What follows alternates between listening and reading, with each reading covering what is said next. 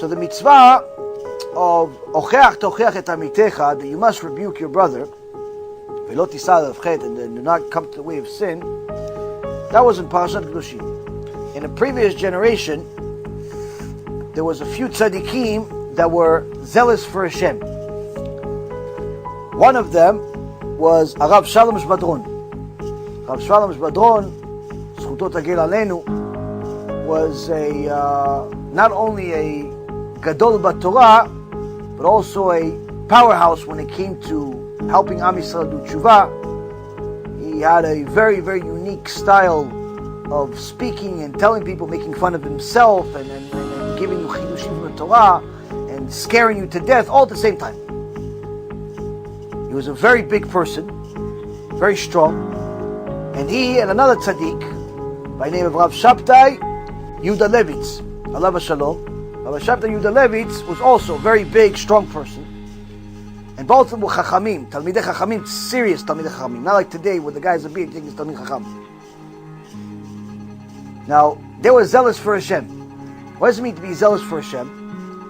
They would do different things aside from the basics. On Friday night, they wanted to make sure that everyone in the neighborhood keeps Shabbat. How do you make sure everybody keeps Shabbat? On Friday, they'd come to every store. Shabbat's coming, like 2 hours, 3 hours before Shabbat. They'd come, okay, Shabbat's coming, let's go, close the shop. Remind everybody, every Shabbat, close the shop, close the shop, close the shop. Now, you have somebody coming to your store, remind you, even if you don't keep Shabbat, but every Friday comes to your store and tells you to close shop, don't open on Shabbat, after a while, just from the embarrassment, you stop. Unless you're the exact opposite of them. You're zealous for sin. And there was such a person. There was one Rasha that hated Judaism. Not only hated Judaism, was zealous for sin. He hated when they came. He'd come to the store, tell him Shabbat, Shabbat, and he continued working, careless about what they're saying.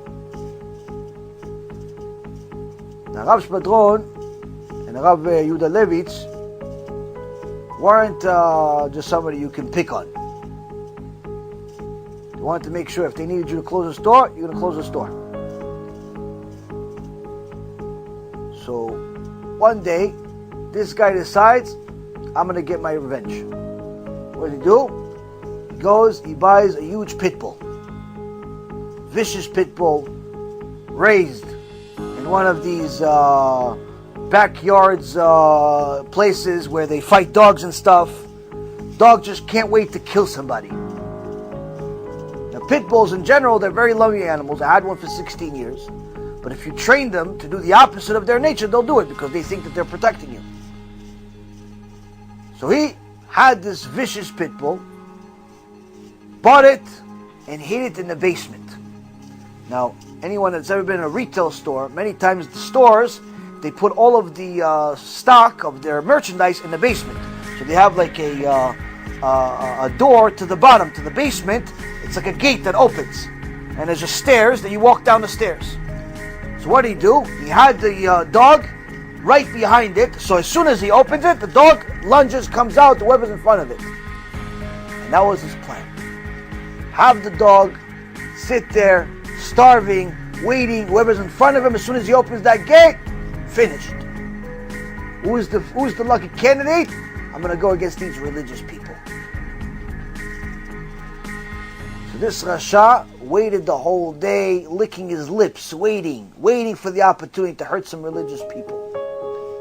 Only today, he tried hurting the wrong ones, but the right ones.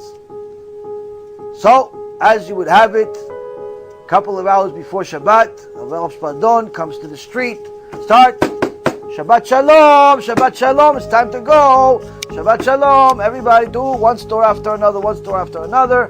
Eventually they get to this guy's store. And they come together, one on this side, one on that side. Shabbat Shalom, Shabbat Shalom, Mr. Reuven, Shabbat Shalom. Shabbat Shalom, huh? He opens the gate, the Pitbull lunges out. Rav Schwadron looks at Rav Yudalevitz, they look at each other, As the dog, this was like instant, people saw this. Instant. The dog lunged at them. One caught him from the front. The other one caught him from the back, and they ripped the dog in half. They were so powerful, they ripped the dog in half. They put it on his table, Shabbat Shalom, and left. He kept Shabbat from that point on.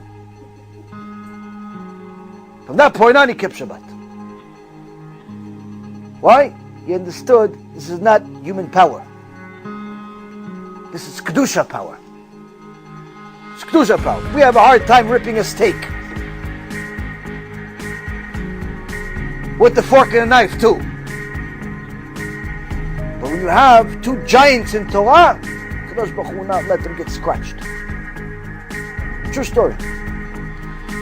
See, Rabotai Kareem, Kadosh Baruch Hu sends different messages to different people in their own ways.